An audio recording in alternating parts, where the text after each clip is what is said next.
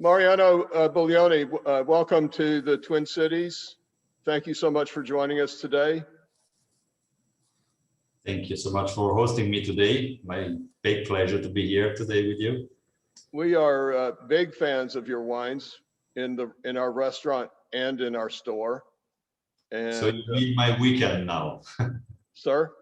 You made my weekend. Wow. Gosh, that was easy. What? Maybe we should just sign off now. So I don't say something later that doesn't make your weekend. But we really do love your wines, and we're very happy. We're thrilled to be talking to you today about them.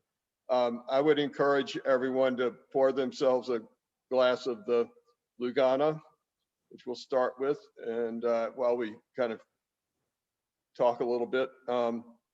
So, Mariano, tell us, I guess, just kind of give us an introduction to Buglioni, the history and your family and your father, and how we got to where we are now with your winery, please. Yeah, sure.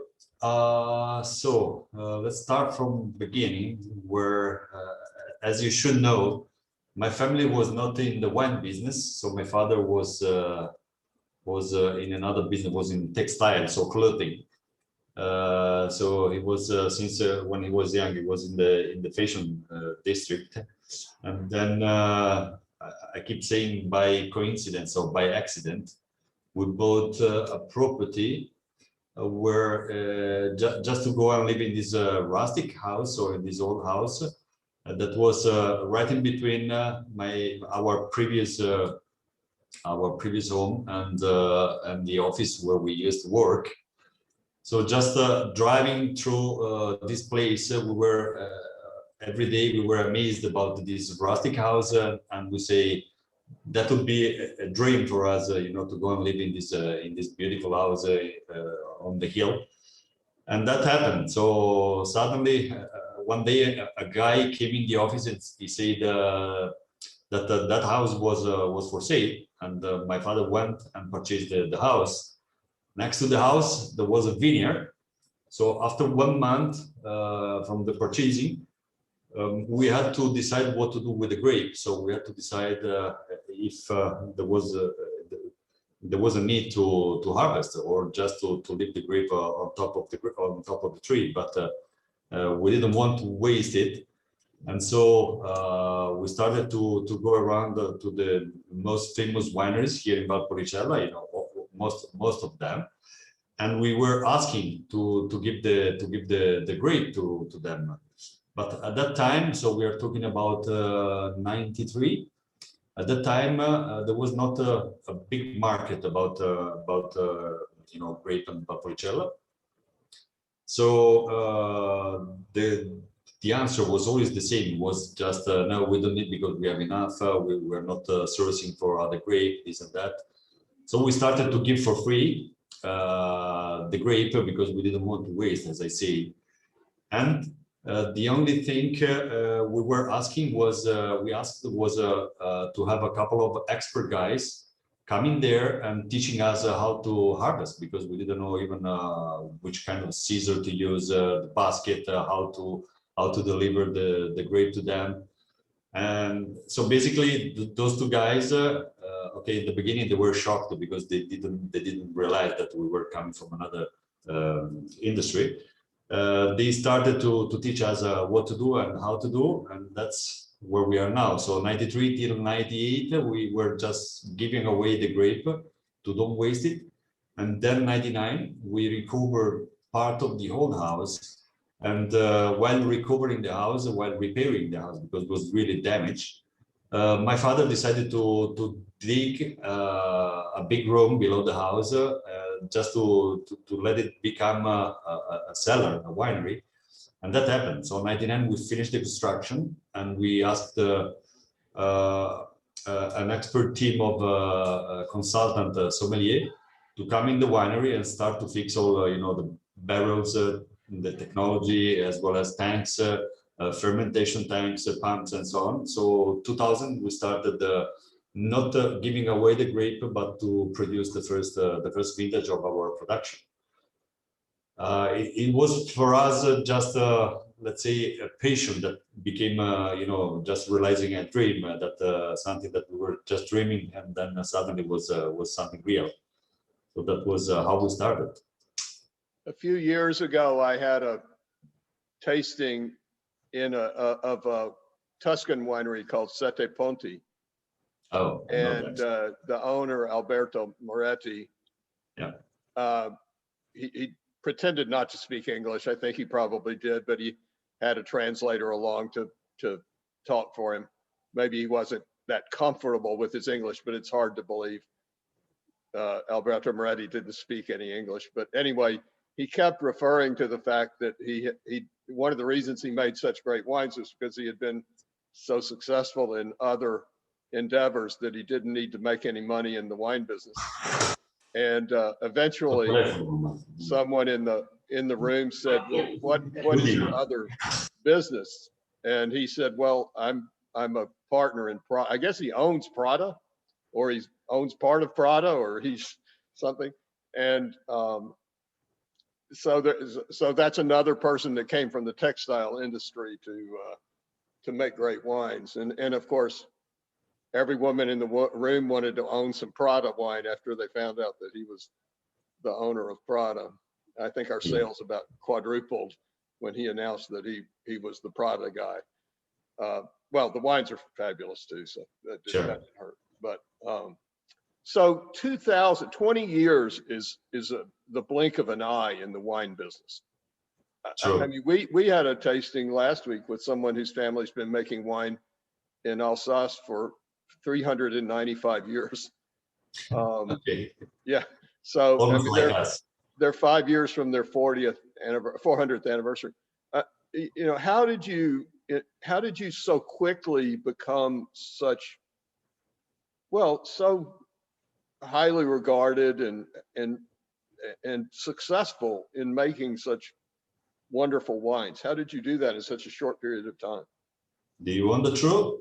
Yes. Just by luck. We are so lucky. We were working very hard.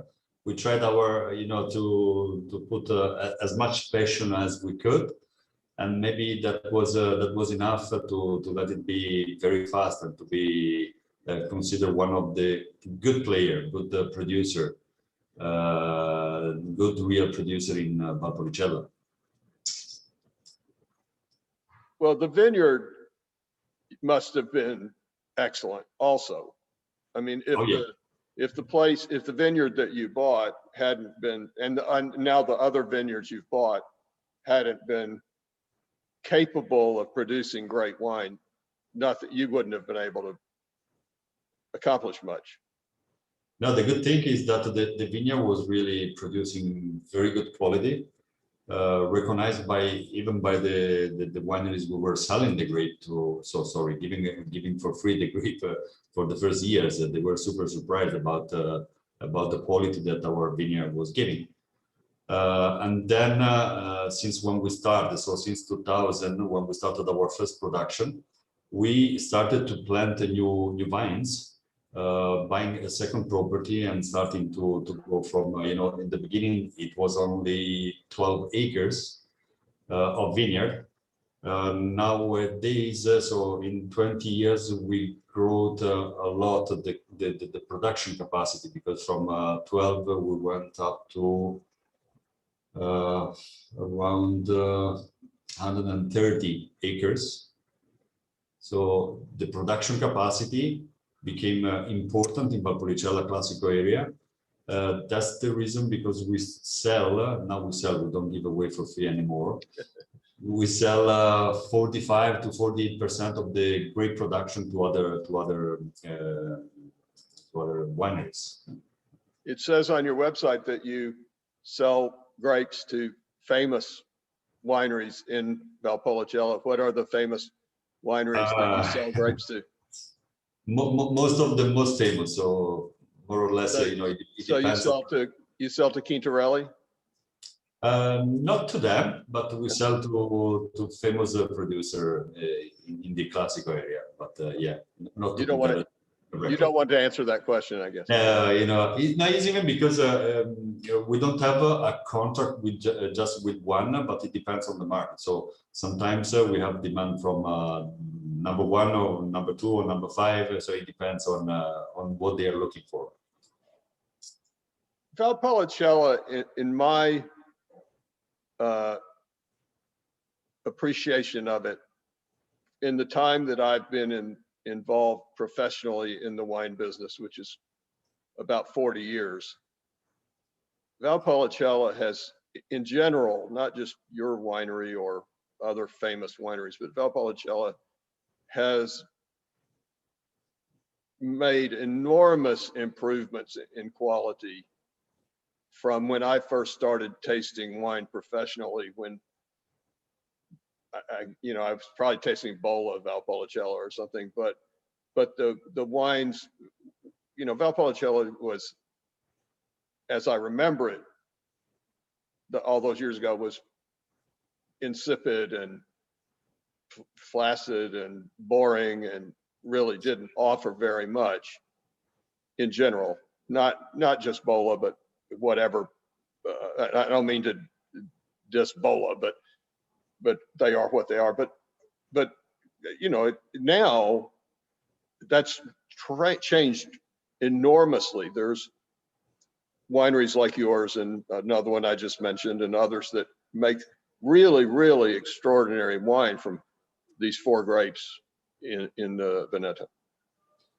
Yeah, I totally agree. That was due to, in the past, there were just a few wineries that were selling bulk production. So they were really selling a lot worldwide.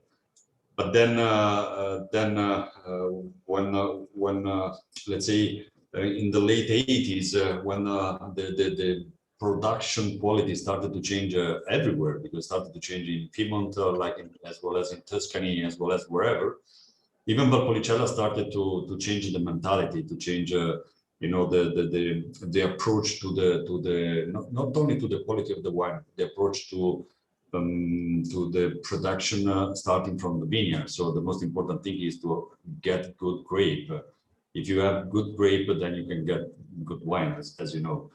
That's what we started to do. So we started planting, new vines, and most of the producers now, they have a beautiful, I call them not vineyard, but beautiful garden with grape trees, and that's what changed the quality of Valpolicella. And once someone is doing really, really good quality, like you say Quintarelli.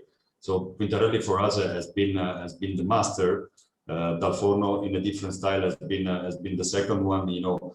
Giving to Valpolicella the benefit to understand that we can produce very high and very good quality as well. So that's started a competition between all of us. So between all the producers, that every year you want to be better than the year before, but you want to be better than your colleague. And then this is a beautiful, positive competition between all of us. And that allows to build up, to go back to build up the reputation of Valpolicella, that now, thanks God, is getting a totally different perception in front of each consumer worldwide. Because even if we go in Asia, they know, of course, they know Amarone for sure, but they know that after Amarone there is Ripasso, there is Valpolicella Superiore, there is those beautiful wines that you can drink every day with a very high quality and a reasonable price, not so expensive as they could be if they are in a different area. There's a common thread in these conversations we have is the standard bearer for a region. Angelo Gaia kind of said, I'm going to make wines that are the equal of any wines in the world, equal in quality of any wines in the world, and I'm going to sell them for what they're worth rather than what they've historically sold for. And Niccolo Incisa della Rocchetta at Sassicaia kind of said the same thing in Bulgari, that I'm going to make Cabernet Sauvignon that's the equal of anything made in Bordeaux or Napa or anywhere else. And then they said, you know, come along with me. You know, you know, they encouraged their competitors to make wines that were competitive with theirs. Angelo didn't say, I'm going to crush you to Bruno Giacosa. You know, Nicolo didn't say, I'm going to crush you to Buondisanti. He said, let's do this together. Let's make great wine together. Let's put Piedmont on the map. It's kind of what Robert Mondavi did in Napa. It's what Lauda Catena, well, Nico Catena did in Mendoza in Argentina, is trailblaze a path that set a new standard for winemaking in their regions that other people emulated. Sure. As I said, it is a beautiful, positive competition. So it's something very important to grow the quality and to grow the perception of the appellation. And of course, Mr. Mondavi was a brilliant marketer. That didn't hurt either. He was so good at publicity and public relations and marketing. You know, if he hadn't decided to change the name of Sauvignon Blanc to Fumé Blanc, California wine might be totally different today. You know? I mean, just a simple thing like that. So talk to us about the Lugana. Yeah. We're tasting the 2019. Yeah, you know, talking about Lugana, since we are in Valpolicella, so Valpolicella is basically famous for the red wines, as you know, Corvina, Corvinone, Rondinella, and so on. So those grapes, you can get beautiful red wines, but you cannot have white wines. So we decided to invest a little bit in the Lugana area. Lugana is very close to Valpolicella because it's just in the south side of Garda Lake. Let's say 20 miles from Valpolicella, 20 to 35 miles from Valpolicella. So it's a small area in the south side of Garda Lake that belongs to the two different regions, Veneto with Verona, and then Lombardy with Brescia. Two different cities, but on the south side of the lake, you have this appellation that is Lugana.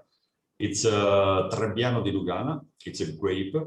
And with that grape, we started to plant the vines in 2015.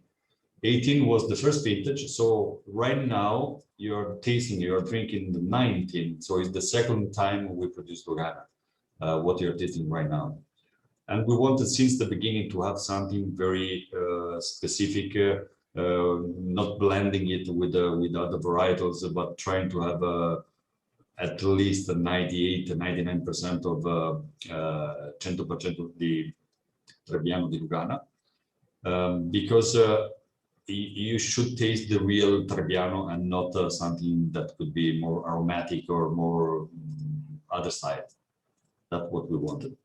It's a fresh wine, 100% stainless steel, so totally fruity forward. Something that you can recognize a little bit of the agrumate taste, but in a very delicate way. So it's not a lemonade. It's something really very fresh and fruity and crispy enough to be paired with a lot of food. Are there fish in the lake that you eat? Oh yeah, you can have perch. Is it perch? Are there?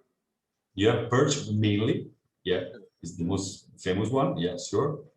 And then you have sardines. How do you call it? Like anchovies, but not the sea one, the lake one. And then you have I don't know how you call it, anguilla. Alessandro, can you help me with anguilla? Anguilla is eel. Okay. Okay. We don't eat a lot of eel here in the United States. You don't? No, I worked with a famous chef named Thomas Keller a few years ago, and he served baby eels. We had these little eels that were like 3 inches long. Okay. That he served raw. and he really freaked our customers out. You know, they were almost swimming around on the plate. I mean, you know, but they were delicious. They were. I mean, he did a lot of really crazy stuff as he continued. If you can catch it, it's delicious. They were delicious. They really were. I mean, you know, but you know, I mean, but I think, you know, this wine, it's lovely. I would say that the word lovely really describes it perfectly. It's, you know, and I just think, you know, a grilled, fresh, white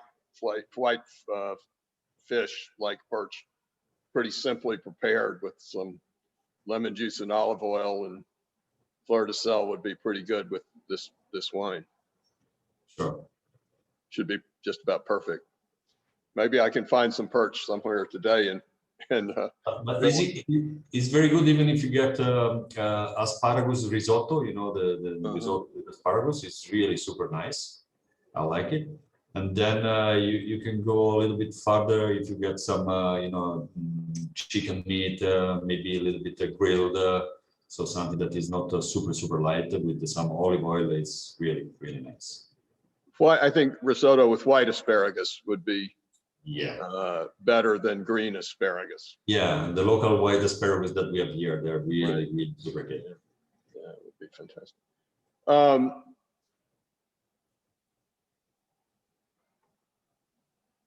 How did Amarone become a thing? How did Amarone become? I mean, who decided that it would be a good idea to make the grapes into raisins? I mean, how did that? I mean, it's not really done anywhere else in the world, right? No, it's something that came again by coincidence or accident, because in Valpolicella we were used to produce another wine that is we still produce it, is Recioto, so the sweet wine. Recioto, to get some sweetness, you should dry the grape. So what we do in Valpolicella, we dry the grape, that is the same grape varietal like Corvina, Corvinone, Rondinella, and a little bit of Croatina and Nozzoletta and so on. You dry them for 3 months. You get a reduction, so it shrinks 35 to 40%, just evaporating water. And due to this drying, you get a lot of sugar concentration. So you get less quantity, but very sweet quality. So producing the Recioto, happened that during the Second World War, a famous winery here in the area, that is Bertoni, they have this Recioto in the cellar, but due to the Second World War, they couldn't sell it because the war was there, so nobody was asking for it. They had other problems, not just selling the wine. When the war was over, a couple of years after, they started again, the war came back and they started again to sell. And once they got the order for Recioto, they tasted the Recioto that was in the barrel, and Recioto was no more sweet. It converted all the sugar into alcohol for a secondary fermentation. Due to that, they realized that the wine was no more possible to be sold as a Recioto. So they named it Recioto di Amarone. So a Recioto, a sweet wine that became bitter. Recioto di Amarone. The name Amaro, Amarone means bitter. Right. So Recioto that became bitter. And then years later, they decided to split the name. So it was no more Recioto and Recioto di Amarone, but was Recioto the sweet one and Amarone the bitter one. To don't get confusion in the market. And that became the most important, so the king of the wines that we produce in Valpolicella. So Amarone, by coincidence or by accident, it became the most important wine we have and we can produce here in Valpolicella. Just for the same system of drying the grape, you dry the grape exactly as per the Recioto style, but then instead of stopping the fermentation, once you start the fermentation, if you stop the fermentation, you still get the sugar, so you get the Recioto one. If you don't stop the fermentation and you allow to finish the fermentation, then you get all the sugar going into alcohol for fermentation, and there you get the Amarone. Then Amarone needs to be aged longer compared to Recioto, and is up to the producer to age it in a small barrique or in medium barrel or in big barrel. That depends on what the style you want to give or you want to achieve with an Amarone that you produce. Well, it was a lucky accident, I guess. Oh, super lucky accident in a very bad moment. There's a dish, a New Orleans dish called pomme soufflé, which are basically souffled French fries that, this chef at the Commander's Palace was fixing French fries one day, and the customer wasn't ready. So he pulled the basket up out of the oil, let it sit there for a few minutes until it was time to serve the dinner, put them back down in the oil, and they puffed up into like balloons. And that dish was a sensation, and kind of put Commander's Palace on the map. And it was totally an accident. He had no intention of making this dish when he first put those potatoes down in the oil. I have never thought about this before, but it's kind of a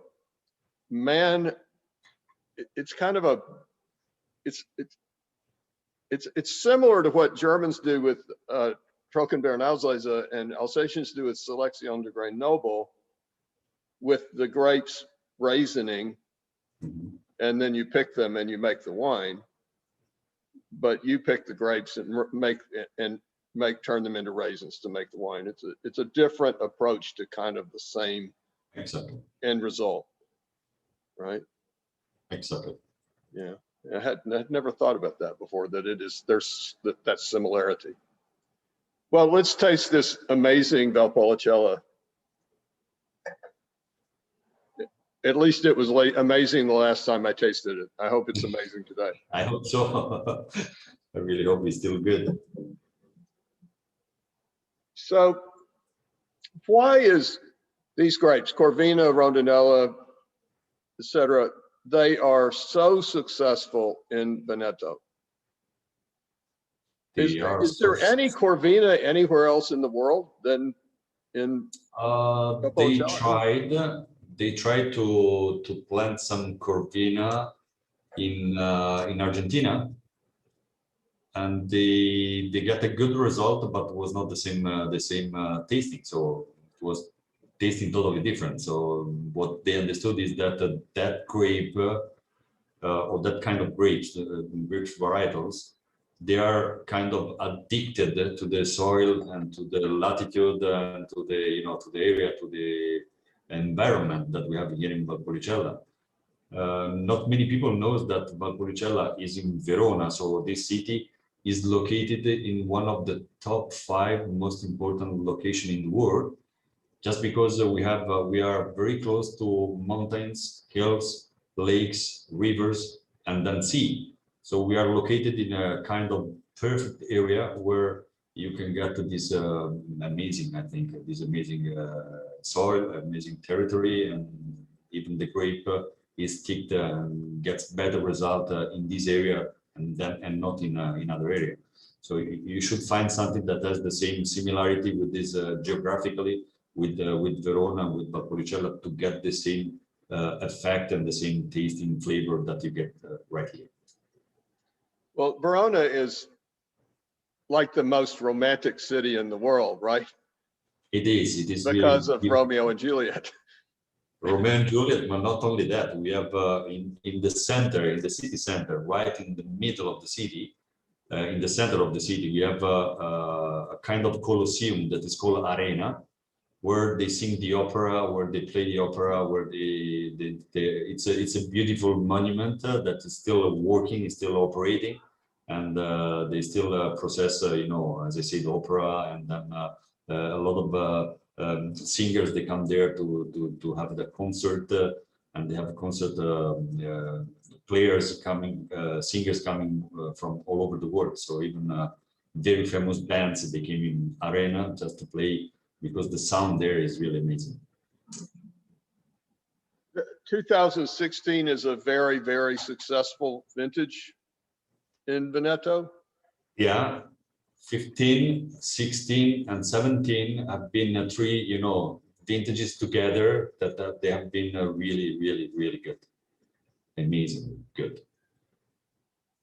This wine has about as much in common with the Valpolicellas I tasted 40 years ago as the perch in your lake have with the Angus steak. I mean, there's that. This is an. I mean, it's like it's there. There's nothing in common with the wines that what I tasted as Valpolicella 30 years ago and what this wine is.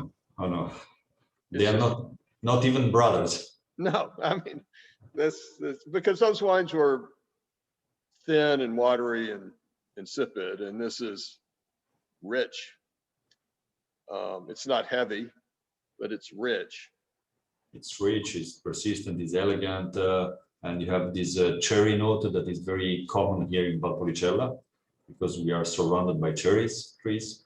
And then this specific wine, our Valpolicella Superiore, has a bouquet, has a note of violet. You know the flower, the violet. If you smell it, you get this violet flower smell that is, for me, unbelievable. I don't know how we get it, but we get it.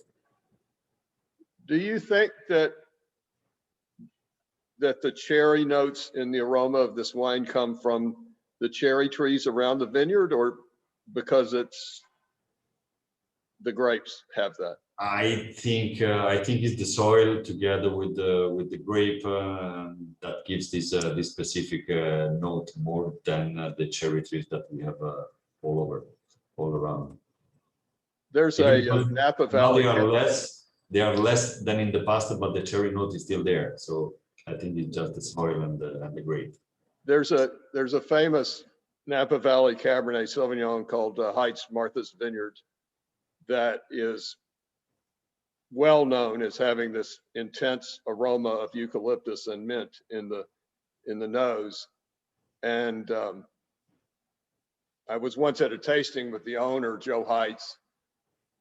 It was actually at my restaurant, and someone asked him about the eucalyptus and mint in the nose of the Heights Martha's Vineyard, and he just went crazy. I mean, he just ranted and pounded the table for 10 minutes talking about how there was no eucalyptus and mint in the nose of his wine, that what his wine tasted, smelled like was Napa Valley Cabernet. And what was wrong with all the other Napa Valley Cabernets was that they didn't smell like his. But there are eucalyptus trees all around his vineyard.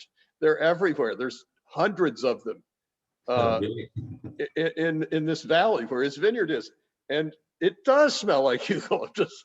I mean, you can always pick it out in a blind tasting. It has to be Heights Martha's Vineyard because it smells like a eucalyptus tree. I mean, it was just the craziest. I mean, I say this, that wine is, one of the things about wine that makes it unique in the world is that what's in the bottle is so incredibly complex, because everything that's in the air, when you pick the grapes in the vineyard, ends up in the bottle. Oh, sure. The environment. So, and you can control a lot of that, but you can't control all of it. And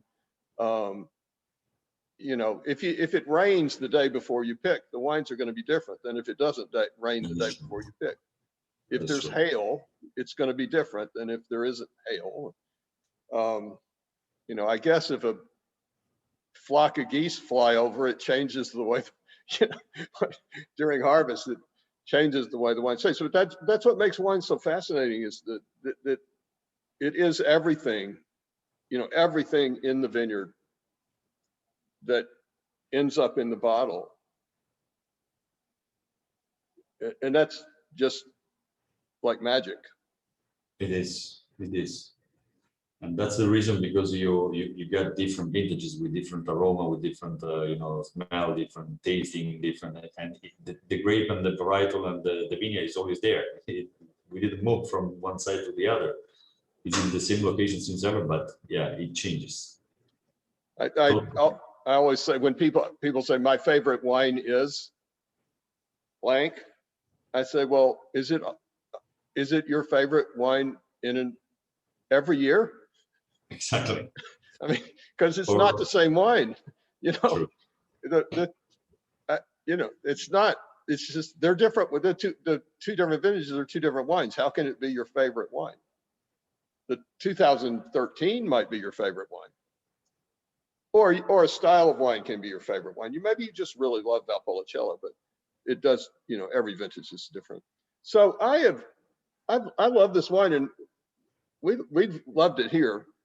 I never noticed that on the label where it says L'Imperfetto, which I assume means unperfect or imperfect. Unperfect, yeah. I never noticed that the IM was in parentheses, or I guess that's.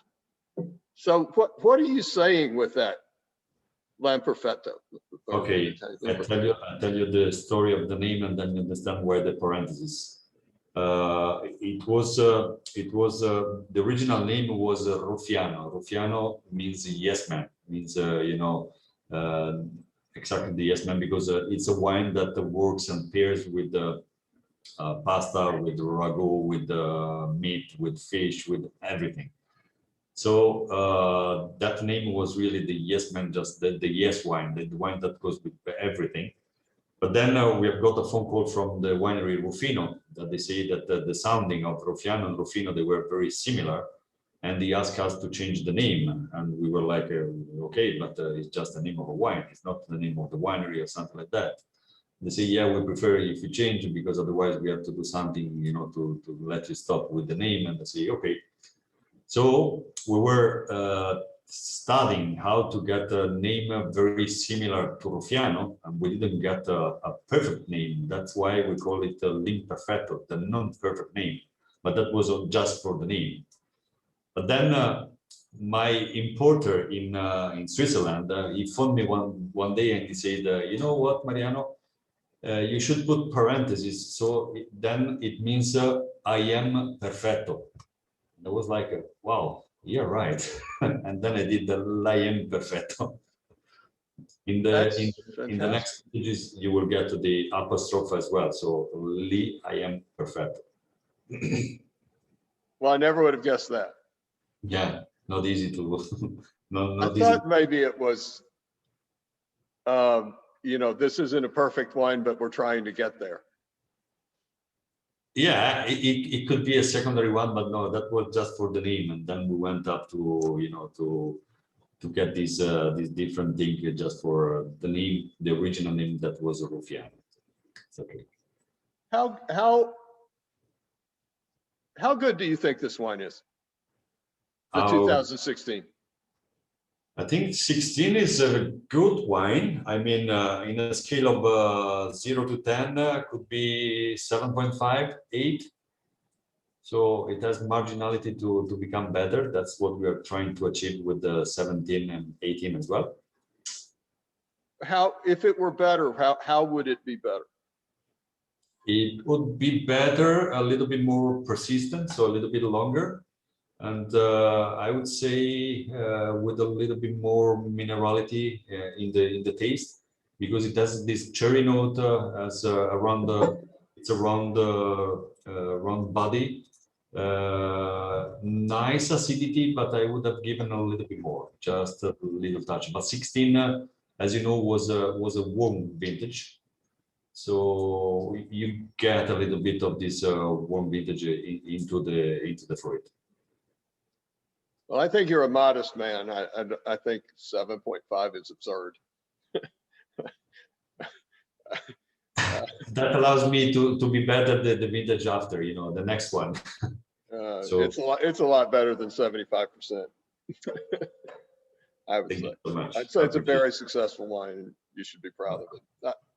I don't want to assign numbers, but I think it's a very lovely, lovely. Again, I'm using the same word again. It's a really lovely wine. It's got nice body. It's got great mouthfeel. Soft caressing. I think on your website it says that this wine is cuddling. Yeah, I think it says that cuddling. I would probably say caressing, but cuddling too. if at 10:45 on a Friday morning, this bottle of wine is cuddling me, I'm pretty lucky man.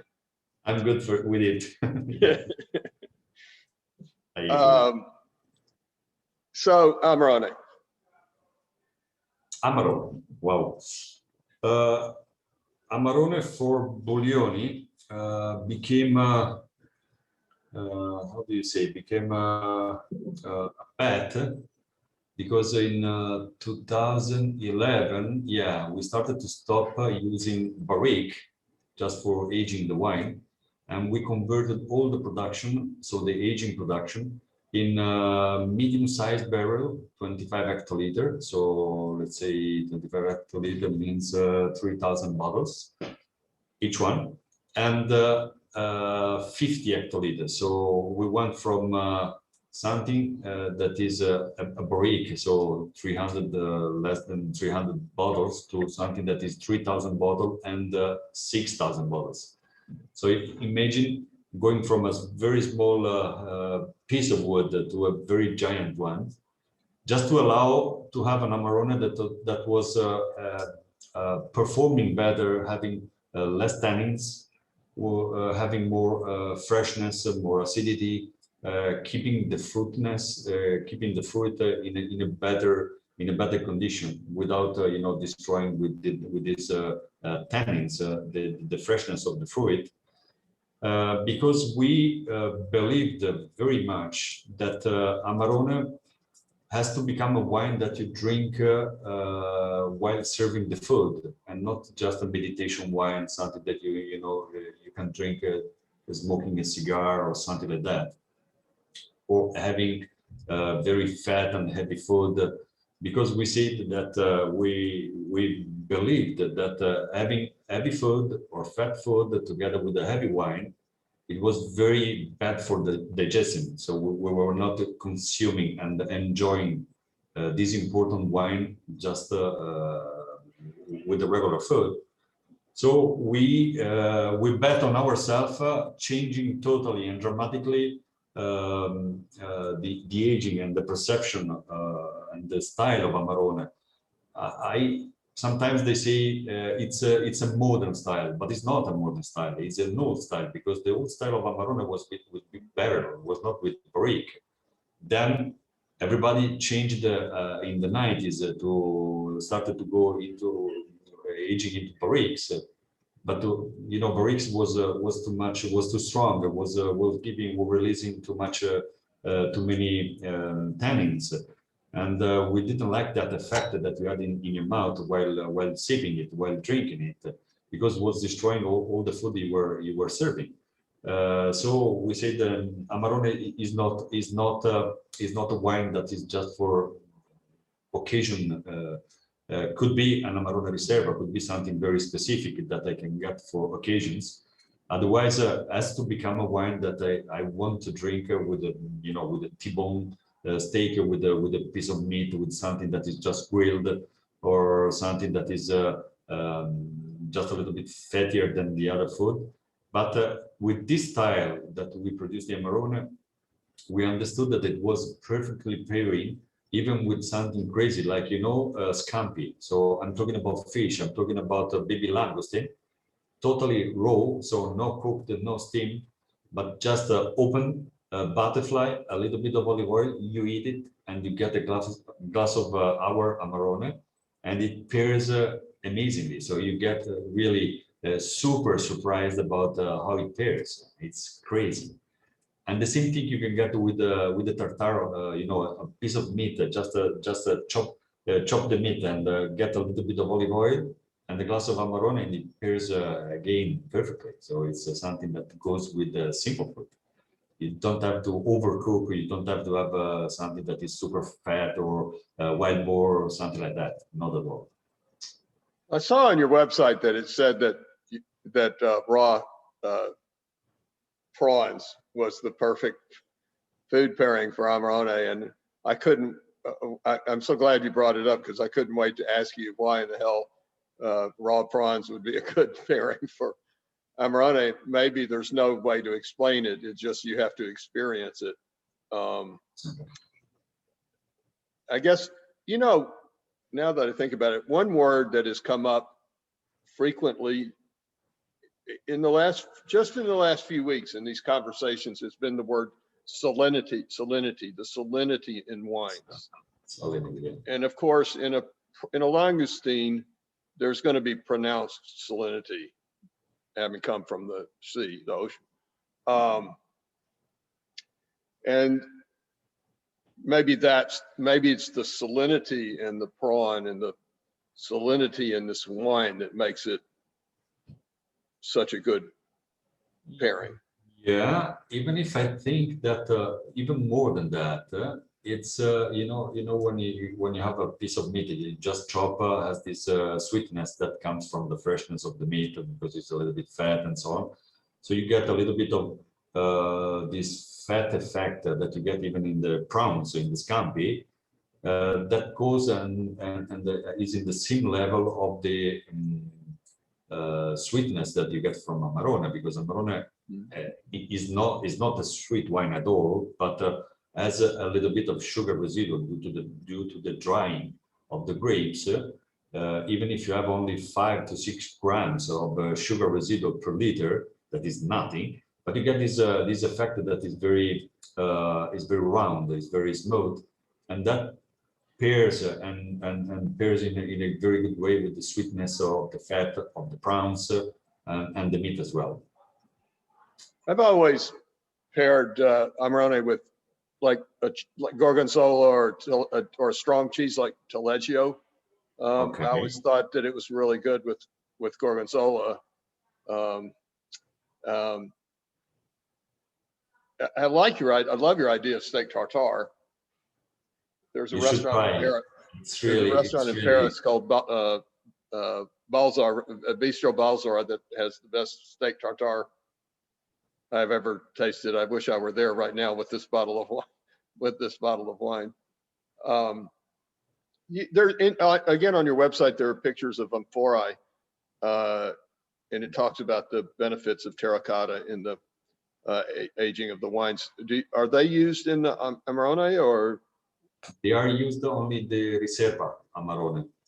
So it's not that one you're sipping now. Is another one that is has even a different label, a different name, and is something that we specifically do in a very small quantity because it's only 3,000 bottles, 3,000 few hundred. And are those? This is kind of a crazy question. Are there people that make amphorae, or? We are one of the 4 or 5 producers here in Valpolicella who are doing Amarone in amphora, not that many. But where do you get the amphora?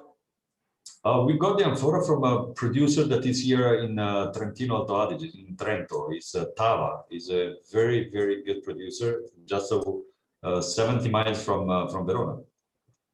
You know, there's a winemaker named Gravner who he dug up amphorae in his vineyards, and then he, ferments. He ages the wine in the amphorae buried back in the ground, which I guess is the world's ultimate expression of terroir, that he's found these Roman amphorae in his vineyard, dug them up, cleaned them up, ages the wine in those buried back in the ground. It's just, and his wine. Mr. Iosco. I'm sorry? Mr. Iosco Graham. His wines are amazing. I mean, they are amazing, but they are certainly unusual to say. Totally unusual. I mean, an older, a 10-year-old Gravner Ribologgiolo is just, it's amazing, really life-changing. I mean, just exactly life-changing. True. So I mean, it seems kind of hocus pocus, right? That you would dig up these amphorae and use them to make the wine and bury them back in the ground, and the wine would be something more special because you did that. But then you taste the wine and you think, wow, and he has a neighbor named the Movia that you're supposed to open their sparkling wine underwater. Do you know about that? Yeah. Yeah. I don't exactly remember why you're supposed to open it underwater, but you're supposed to open it underwater. There's a website that actually right now, I think it's Venice, that right now has an article, Amarone pairing solved, food pairing solved. And their recommendation is risotto, but where in traditionally made risotto, when you first add the arborio rice to the pan, you splash a little white wine in there, that they suggest you splash Amarone in there. Exactly, it's called a risotto. And you make the risotto the classic way, maybe some mushrooms or truffles or something, and a lot of Parmesan Reggiano on top when it's finished. And that actually sounds really, really, and since I have this bottle open, I made that sounds like a really good dinner tonight. You know how we do that? Instead of adding Parmigiano on top of it, you just make a little hole in the middle of the risotto, just a little with the spoon. You just take away a little bit of rice, and then you drop a little sip of Amarone in the middle, and then you start eating with this fresh Amarone on top of it. It's amazing. Wow, it's amazing, really. You should try it. I made a dish once where I made a risotto kind of the traditional way. I did what you're talking about. I made a little, when I was growing up, when my mother served us mashed potatoes, we would call the mashed potatoes of the mountain, and then we would create this lake in the mashed potatoes, and we'd put gravy in there to be the lake. But I made this dish once where I did that. I made this, this lake in the risotto, and I put some pesto in the risotto, and then I put a poached egg on top of the risotto and a fresh basil leaf. I'm not sure that would be so great with this wine, but it really was a great dish. It was great for that one with the Amarone. You can use only Amarone, just a little sip of Amarone in the middle, and then it comes. That's a great idea. That's such a great idea. Wow. Try and let me know. Try and let me know if you like it. Yeah. No, I'm going to do that tonight. Good. So this wine is 16.4% alcohol, I think it says. Only 16.4% alcohol. Well, yeah, 16. But the good thing is so balanced that you don't feel the alcohol, you don't smell it, you don't taste it. It's really super balanced, integrated into the wine, that you don't get the alcohol perception at all.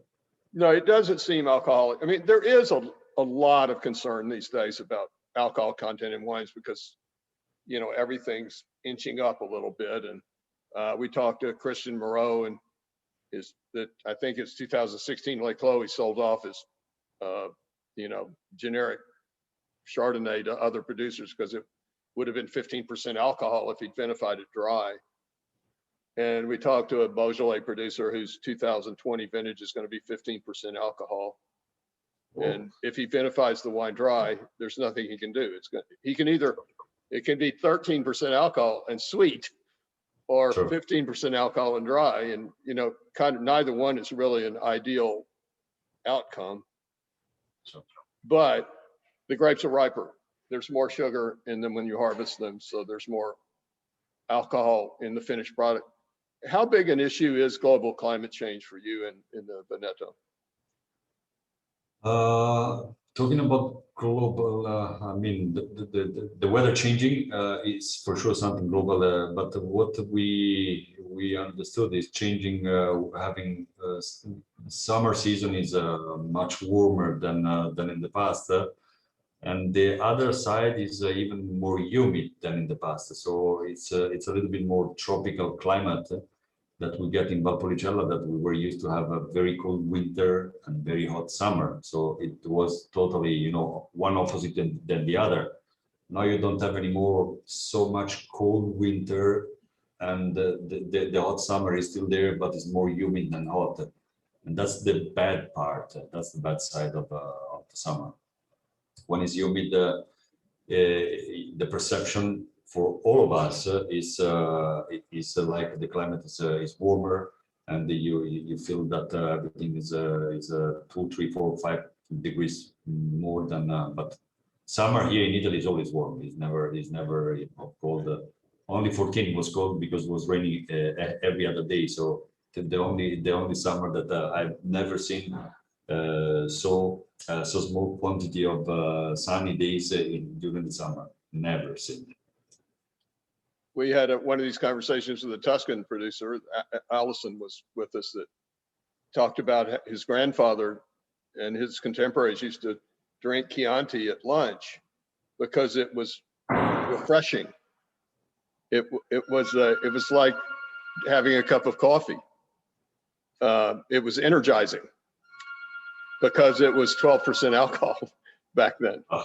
And now it's 14.5% alcohol, and it's not energizing.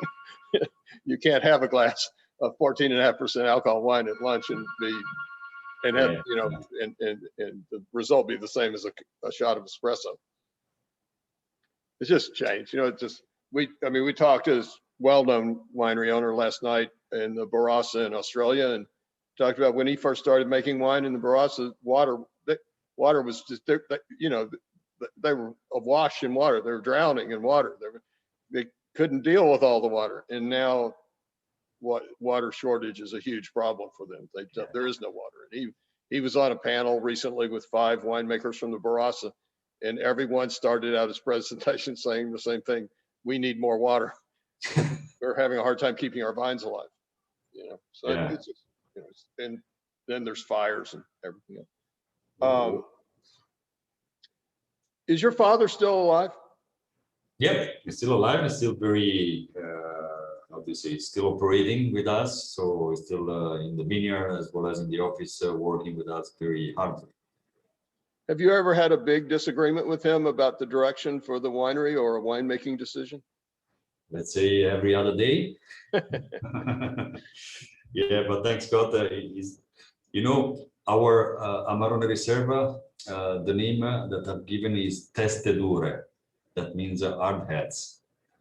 Is dedicated to me and my father for this reason, because sometimes, you know, we want to go in different directions. Was not very difficult, but was not easy to convince him in 2015 to convert everything into organic. Was really something that he didn't believe in. He was like, no, but then maybe you know, we have a reduction in quantity, this and that, and I say that I don't understand what you're talking about. We produce quality, we don't produce quantity.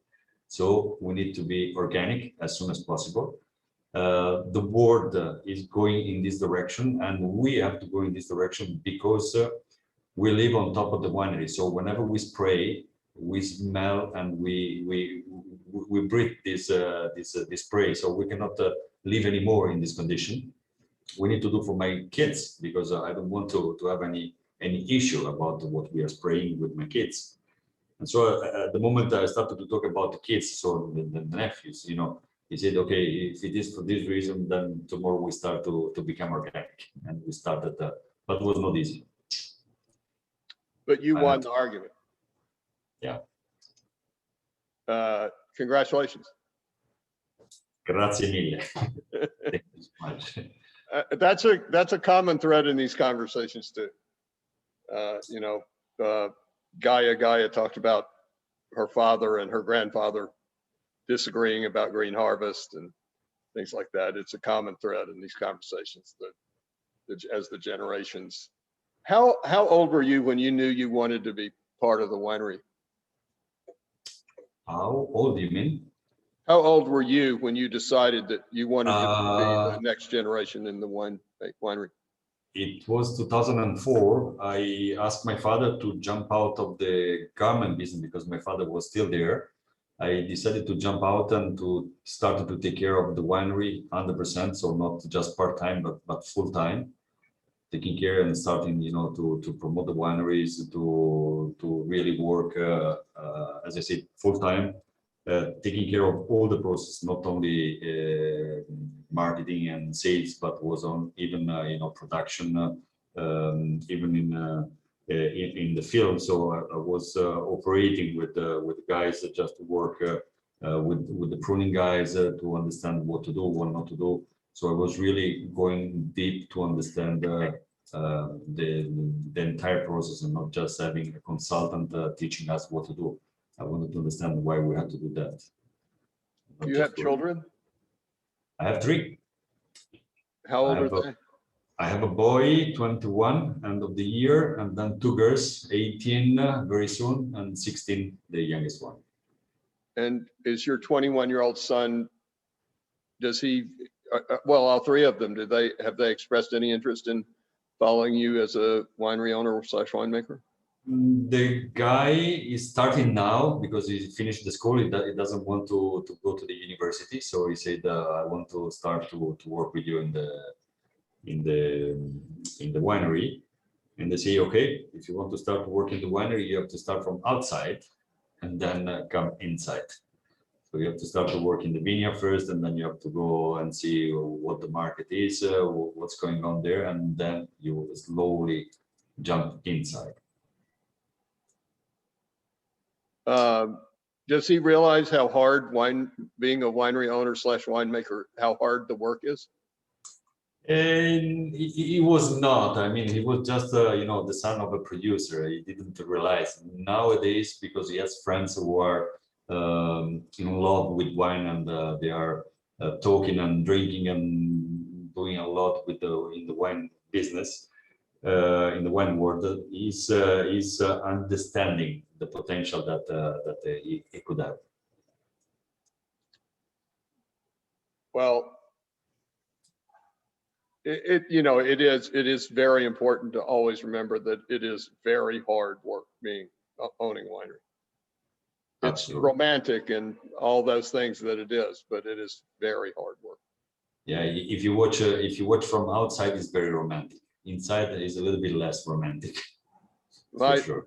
My son spent in 2005, my son spent a year working at a very famous winery in the Rhone Valley. And he called me after 2 weeks and said, "I can't do this." I mean, he was 19, he was a kid, but he said, "Dad, I just can't do this. I mean, it's just awful. I can't." And I said, "Well, let me think about it, because it'll cost a lot of money to change everything and, whatever." And anyway, I called him back a few days later and said, "I didn't send you over there to be miserable. If you're that miserable, you can come home." And then he called me the next day and said, "I just needed to know that it was my decision. I'll stay. I'll make this work." But I mean, in a very short period of time, he found out how hard the work is making wine, the physically demanding part of it. He's 6'4", and they had him out in the vineyards on these slopes like this, in the northern Rhone, in Hermitage, pruning the vines, that were 18 inches off the ground. I mean, it was 105 degrees, and it was pretty rough. It's not an easy job at all. Well, this has been an amazing time with you, and as I said in the beginning, we have been, and will continue to be enormous fans of your wines. Maybe more so now, having met you, having a personal relationship with you. I told Allison the other day, one of the unintended consequences of these conversations that I've had with so many great winemakers around the world is that most of the wines on the shelves in our store or on the wine list in our restaurant are wines that I now have I've spent an hour and a half or an hour and a half talking to the owner of the winery or the winemaker. I am so knowledgeable about the wines in this building at this point. It's a tremendous advantage that I have these conversations with people like you that really invest my appreciation, understanding and appreciation of the wines that they make, that you make. When somebody asks me, "Tell me about this Valpolicella," I can say more than, "Well, it's kind of a medium to full-bodied dry red wine that tastes like cherries," and so it's been a great unintended consequences of these conversations that I have these personal experiences with the winemakers and winery owners. we need people like you, people who want to understand who is the producer, want to understand what we do to achieve, you know, this quality or to achieve this kind of let's say different style in something that is already concentrated or is already in the market, is already well known from most of the people, but sometimes in a different way. So they have a different perception of the reality. So people like you who brings you know, our wines in front of the customers is the key to let them understand that Valpolicella is not just what we were used to drink 30 years ago, 40 years ago. It's totally different, and that's very But if you important. don't, Thank you for what you're doing. Grazie. you know, if you don't appreciate what makes a wine special, if you don't appreciate what goes on in the vineyard and in the cellar, if you don't appreciate the family and the history, the investment of money, the investment of work, the investment of passion, commitment to excellence, then we all might as well just be drinking Kendall Jackson. Because Kendall Jackson makes good quality fermented grapes. You know, I mean, they don't have any magicness about them like these wines do, but they're drinkable, Sure, you know, fermented grape juice. I totally agree. I totally agree on that. And then when I drank this bottle of Amarone with this risotto tonight that I'm going to make, I will be thinking about you. This picture of you right here you look so prototypically Italian with that white shirt and the black vest. It's like you're in a you know, Marcello Mastroianni movie as the prototypical Italian male. But I'll have this connection that makes it so much more special. I'm glad, really proud and glad. It really does. So I have one more question that I would like to ask you, and I pretty much always ask this question. This question is not, what's the greatest wine you've ever tasted? I don't care about that. I know maybe the greatest wine you've ever tasted is 2016 Buglioni Amarone. But would you share with us a memorable wine experience from your life? You mean when I was tasting a specific wine, or in Just a specific in area? general, something that an experience you've had that was meaningful to you. Wow. You know that traveling a lot, because I used to go in different markets where we sell.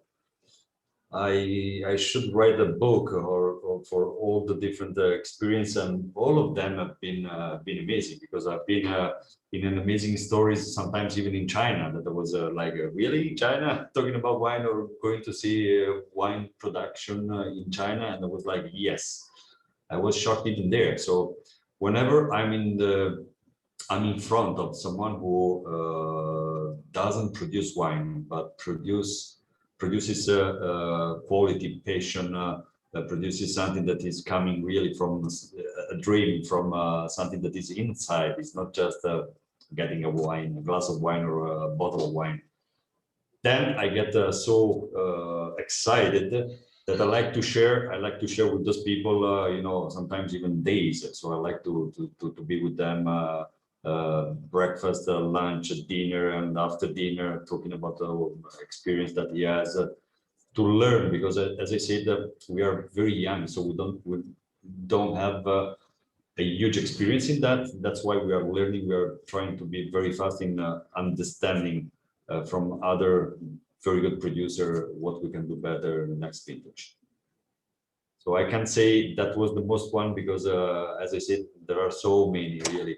Something very, very unique. Maybe when I was in Bordeaux for the Vin Expo, and then we stayed a couple of days more after the exhibition. and I started to go in the different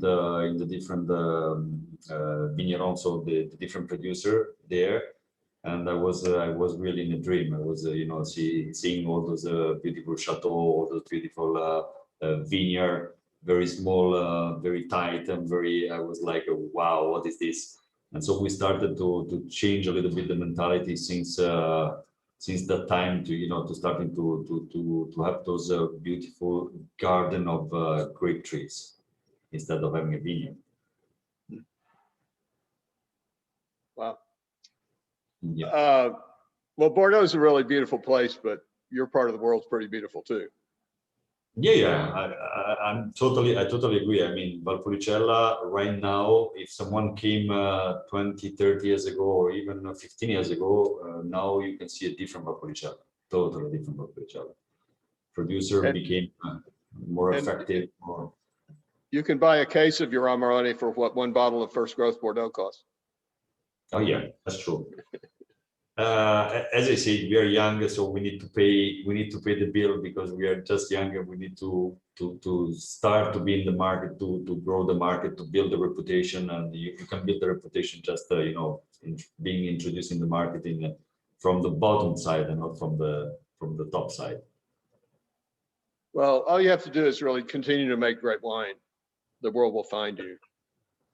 That's for sure. That's another way that the world of wine has changed in my time doing this. Is there used to be there really wasn't any information about wine in the 70s. There was no Wine Spectator, Wine Advocate. There were no publication. You bought wine mostly on reputation, you know. And my first wine buying job was a really fine French restaurant. We had all the first growth Bordeaux on the wine list. This would have been in 1972. So there were probably 68s or 67s or 68s or 69 Bordeaux on the wine list for $100 a bottle. We just assumed they were great because it said Chateau Lafite Rothschild on the label. But if you've ever tasted 67 or 68 Lafite, which I have, it's an abysmal wine. You know, but we didn't know any better. And it was Lafite, it had to be great. Now there's so much information. So if you make great wine, as you do, the world will find you, because people will write about you, and you'll get Trey Bicchiere, or you'll get great ratings or whatever. Yeah, we are not very good in marketing and communication, but yeah, we try to implement our stuff. Having a new lady coming and taking care of this, because right now we don't have time to do it. So we are like, okay, we have to, but we don't. Well, Allison's very good at it. Okay. So at least in this part of the world, you have a champion. I do my best.